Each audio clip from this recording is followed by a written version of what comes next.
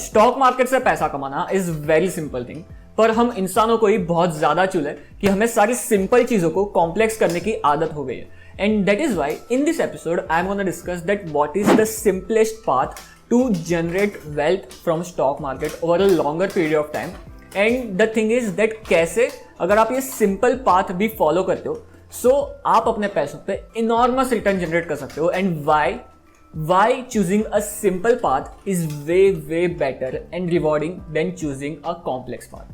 So let's discuss this in this episode. Let's get started. Hey guys, my name is Pratik. I hope you are doing well. And एक story मुझे आप सबके साथ share करनी है first of all, जहां पर 2007 में वॉरेन बफेट एंड एक हेज फंड मैनेजर के बीच में एक कॉम्पिटिशन हुई थी, जहां पर वॉरेन बफेट के पास पूरा फ्रीडम था दैट वो कोई भी स्टॉक्स चूज कर सकते, कोई भी म्यूचुअल फंड चूज कर सकते. And similarly hedge fund manager के पास पूरा फ्रीडम था दैट वो भी किसी भी स्टॉक में इन्वेस्ट कर सकते, किसी भी हेज फंड में इन्वेस्ट कर सकते, किसी भी इन्वेस्टमेंट एसेट क्लास में इन्वेस्ट कर सकते.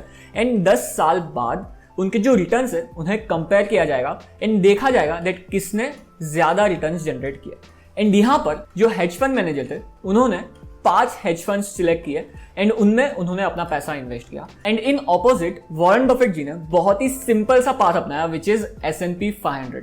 जैसे इंडिया में सेंसेक्स एंड निफ्टी है जो इंडेक्स फंड हो जाते हैं, उसी तरह से यूएस में S&P 500 है जहां पर यूएस की बड़ी बड़ी 500 कंपनीज का ये मिक्सचर है. एंड यहां पर S&P 500 में उन्होंने अपना पैसा इन्वेस्ट करने का सोचा to beat that hedge fund manager.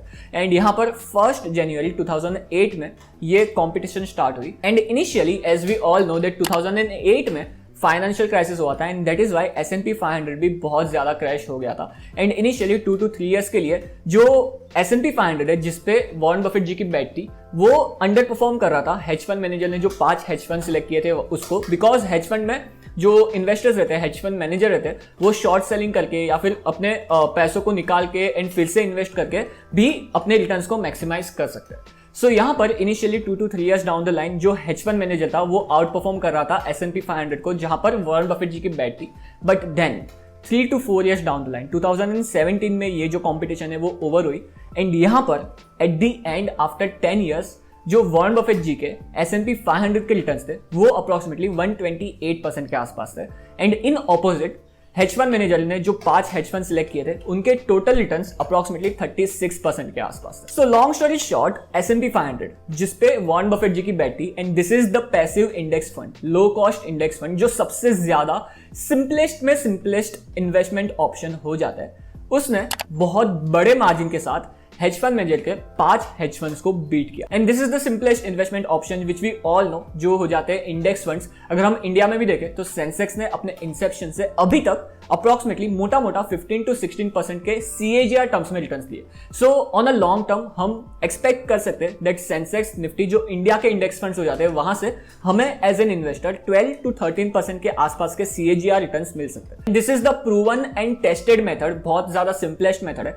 फिर भी हम एज एन इन्वेस्टर्स को सब सारी चीजों को कॉम्प्लेक्स करने की आदत हो गई. एंड यहाँ पर ह्यूमन नेचर, ह्यूमन बिहेवियर भी आ जाता है, जहां पर और एक एक्सपेरिमेंट मैं आप सबके साथ शेयर करना चाहूंगा. बहुत सिंपल सा एक्सपेरिमेंट था जहां पर 2 बटन्स थे, एक रेड एंड एक ग्रीन, एंड दोनों ब्लिंक होते थे. But the thing is that जो ग्रीन बटन है वो 80% ऑफ टाइम ब्लिंक होगा. तो इसका मतलब ये दैट अगर 100 बार ब्लिंक हो रहे हो बटन्स, सो 80 बार जो ग्रीन बटन है वो ब्लिंक होगा. एंड यहाँ पर द टास्क वॉज दैट अगर ह्यूमन ने या फिर चूहों ने ग्रीन बटन प्रेस किया for example and opposite light red light blink हुई तो उन्हें पनिशमेंट मिलेगी. इन द माउस केस उन्हें शॉक दिया जाएगा.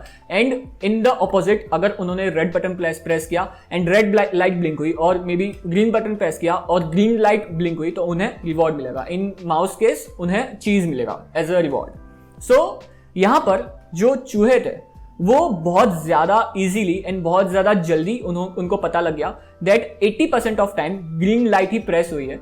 सो हर बार चूहे ग्रीन लाइट को प्रेस करते थे एंड उनको रिवॉर्ड्स मिलता था. Yes, eventually for 20% of time red light blink होती थी, बट यहां पर ज्यादा जीतने के चांसेस थे चूहे के, because 80% of time green light he blink हो रही है. तो जो चूहे है वो बहुत जल्दी समझ गए दैट मेजॉरिटी ऑफ टाइम जो ग्रीन लाइट है वो ब्लिंक होगी। एंड इन ऑपोजिट जब ये सेम एक्सपेरिमेंट ह्यूमंस के साथ किया गया तो जो रिजल्ट था वो था 65%। सो यहाँ पर चूहे जो 100% ऑफ टाइम ग्रीन बटन को प्रेस करते थे after some time because they got to know that green button सबसे ज्यादा ब्लिंक हो रहा है।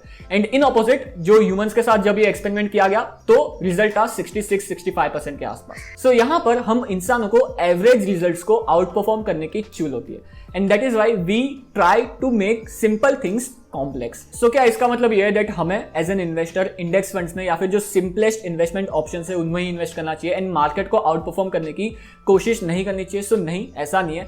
काफी सारे इन्वेस्टर्स मार्केट को आउट परफॉर्म करते हैं including Warren Buffett. So yes, market को आउट परफॉर्म करना पॉसिबल है एंड यहाँ पर according to statistics 20% of investors market को आउट परफॉर्म करते हैं। So yes, it is possible to outperform the market but majority of time 80% of time market को outperform करने की ट्राई करने के बदले मार्केट के साथ अपने पैसों को ग्रो करना इज बेटर ऑप्शन। एंड यहाँ पर इन दोनों चीजों के साथ मुझे आपको सिर्फ एक ही चीज समझानी है दैट अगर जो मेजोरिटी ऑफ इन्वेस्टर्स है इंडिया में वो सिर्फ इन्वेस्टर नहीं है, वो उनका अपना अपना काम होता है। शायद से स्टूडेंट रहेंगे, शायद से उनकी जॉब रहेगी, शायद से उनका कोई बिजनेस रहेगा एंड साथ ही साथ they are investing their money in the stock market to generate good returns on their money.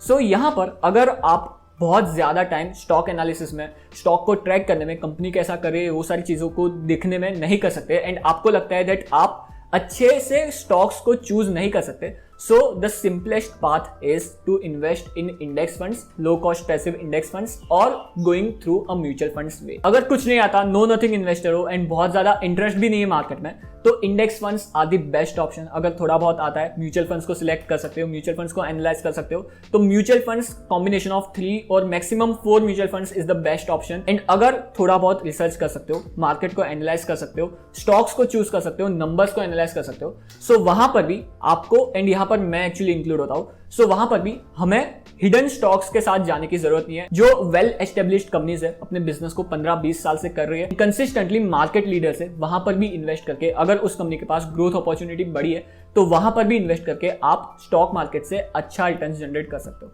And यहाँ पर इस तरह से मैं इन्वेस्ट करता हूँ। मुझे पसंद है स्टॉक्स चूज करना, मुझे पसंद है कंपनीज को एनालाइज करना एंड दैट इज वाई मैं डायरेक्ट स्टॉक इन्वेस्टिंग करता हूँ। बट यहाँ पर I am keeping the track कि अगर 5 साल बाद मैं मार्केट के एवरेज रिटर्न्स को आउट परफॉर्म नहीं कर पा रहा हूं, सो सिंपली आफ्टर 5 इयर्स मैं स्विच कर दूंगा अपना पैसा डायरेक्टली स्टॉक्स में से निकाल के जो इंडेक्स फंड्स है एंड जो म्यूचुअल फंड्स है उनमें इन्वेस्ट कर दूंगा।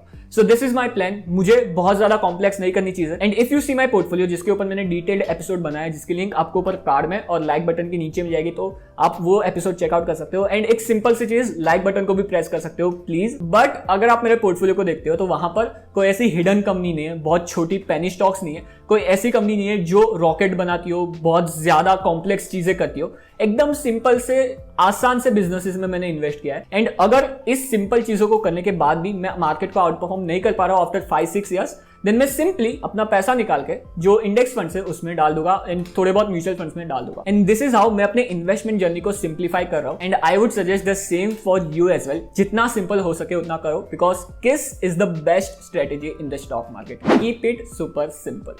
On that note, guys, thank you to be with me in this episode. As always, do like this episode and subscribe to my channel. And don't forget to follow me on Instagram and Twitter as well. मिलते हैं ऐसे किस नए episode में, तब तक के लिए goodbye.